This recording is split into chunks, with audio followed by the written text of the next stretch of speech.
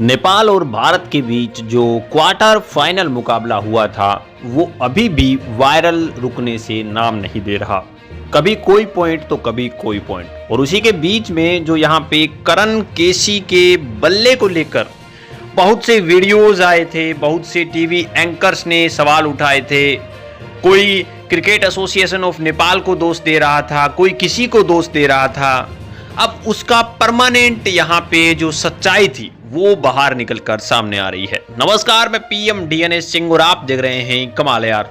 Actual में ये मुकाबला इतना ज्यादा बढ़िया था कि हर किसी के दिल को छू गया, ये भी हम कह सकते हैं। और इसके साथ साथ कहीं ना कहीं इसका प्रमाण देते हैं इंडिया के एक पॉपुलर मीडिया एंकर जो कि आज तक के अंदर काम करते थे, शुभांकर मिश्रा वो। और इसके साथ साथ यहाँ पे नसीरुद्दीन सिद्दीकी भी इसके बारे में बोलते हैं। तो आप सोच सकते हैं कि बहुत बड़ी बड़ी महान हस्तियां कहीं ना कहीं इसको एक्सप्लेन करने में जुटी हुई थी। यानी कि ये मैच इतना ज्यादा हार्ट विनिंग था कि जिसकी कोई कल्पना नहीं की जा सकती। और इसी के बीच में ये जो यहाँ पे मुद्दा हुआ उसको हम यहाँ पे एक्सप्लेन करने वाले हैं। तो वीडियो के अंत तक बने रहिए। और अगर आप चैनल पे नए हो तो चैनल को सब्सक्राइब करके बेल आइकन दबा लीजिए ताकि आपको अपडेट भी सबसे पहले मिल सके। चलिए वीडियो को शुरू करते हैं। आपने दोस्तों करण केसी के जो बल्ला ब्रोकन हुआ था उसकी शायद वीडियो देखी होंगी, हजारों वीडियो पड़ी हुई है। कोई किसी से कंपेयर कर रहा है, कोई कर्ण से कंपेयर कर रहा है। सूर्यपुत्र कर्ण जो महाभारत के अंदर थे, उनका धनुष टूट गया था और उस समय यहाँ पे अर्जुन ने बाण चला दिया था और वो मारे गए थे। कुछ इस तरह से कंपैरिजन करके भी वीडियो आपको मिल जाएंगे। जबकि बहुत से मीडिया एंकर ऐसा भी कह रहे हैं कि बल्ला टूटा होने के बावजूद ये प्लेयर खेल रहा था, जो उसके जुनून को दर्शाता है। क्या इसके पास दूसरा बल्ला उपलब्ध नहीं था, या फिर गेंदें कम बची थी इसलिए यहाँ पे इसने बल्ला चेंज नहीं करा? यानी कि हर एक दिमाग अलग अलग तरह की कंसल्ट कर रहा था। और ये जो कह रहे हैं कि बल्ला नहीं था इसलिए नहीं बदला, इसका भी कहीं ना कहीं रीजन था। क्योंकि इससे पहले नेपाल के ही एक प्लेयर ने खुद यहाँ पे कहा था ट्विटर के जरिए, जो कि एक्स बन चुका है अभी। उन्होंने कहा था कि मेरे पास इंटरनेशनल मैच खेलने के लिए किट ही नहीं है। तो जिसे देखकर कहीं ना कहीं अंदाजे लगाए जा रहे थे कि शायद करण केसी के पास भी एक ही बल्ला था और ये टूट गया। और उसके बाद अब कैसे यहाँ पे दूसरा बल्ला लिया जाए, जो कि दयनीय स्थिति को दर्शा रहा था। और सभी के आंसू भी बह रहे थे कहीं ना कहीं।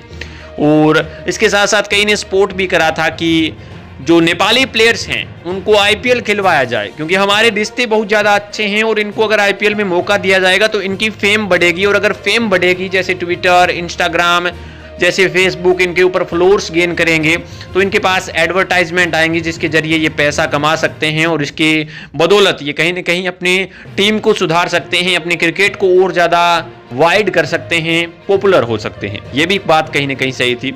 लेकिन फाइनली अब यहाँ पे स्टेटमेंट आया है करण केसी का। वो कहते हैं कि मैंने मैच के बाद दूसरे दिन देखा ये चीज़ कि मैं बहुत ज़्यादा वायरल मार रहा हूँ। मेरी एक फ़ोटो जिसके अंदर मेरा बल्ला टूटा हुआ है और लोग तरह तरह के यहाँ पे एक्सप्लेनेशन दे रहे हैं। कोई किसी तरह की बातें बना रहा है, कोई किसी तरह की बातें बना रहा है, लेकिन रियलिटी ये नहीं है।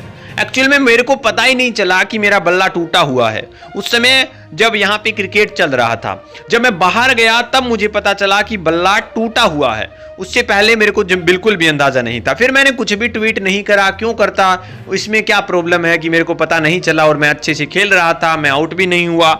लेकिन जब मैंने यहाँ पे वापिस आके देखा, जब ट्विटर देखा, जब इंस्टाग्राम देखा, यानी कि अलग अलग सोशल मीडियाज के ऊपर मैंने देखा, तो मैं वायरल हो रखा हूँ। ना केवल नेपाल के अंदर बल्कि पूरी दुनिया के अंदर मैं वायरल मार रहा हूँ सिर्फ इस बल्ले की वजह से।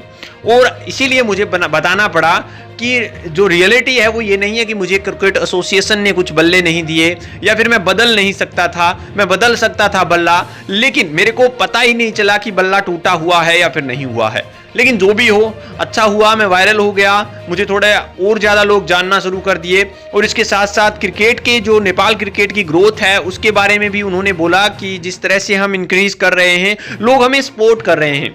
मीडिया के बहुत बड़े बड़े चैनल्स हमारी बातें कर रहे हैं, जो कि मुझे बहुत ज़्यादा अच्छा लगा। दोस्तों, करण केसी के स्टेटमेंट के बारे में आपकी क्या राय है, अपने विचार कमेंट सेक्शन में जरूर लिखिए। चलिए आज के लिए इतना, उन्हें अपडेट मिलता है फिर आपके सामने हाजिर हूं। तो वीडियो को लाइक कीजिए, शेयर कीजिए और अगर आप चैनल पर नए हो चैनल को सब्सक्राइब करके बेल आइकन दबा लीजिए ताकि आपको अपडेट भी सबसे पहले मिल सके।